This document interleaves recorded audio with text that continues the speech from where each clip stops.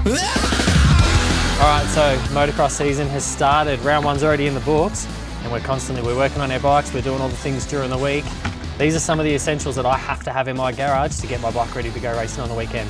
Let's have a look at some of these things. Alright, circlip pliers. Check. Alright, O-ring, pick tools, great for chains. We've got the Moto-Cred chain brush, good for keeping the chain clean and tidy. Cable ties, nothing cable tie can't fix on a race day. T-bars. T-bars, super handy for flipping plastics, taking the seats on and off.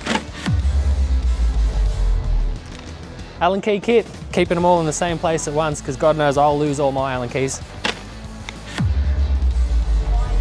The mud scraper. Not so much a garage essential, always a track essential though, good to have in the garage. Digital tyre pressure gauge. Must have this bad boy in the shed at all times. We've got our very own Moto-Cred Shiwi funnel. In it goes. All right, got the brake pad separator, always good for putting a new pair of shoes in the bike.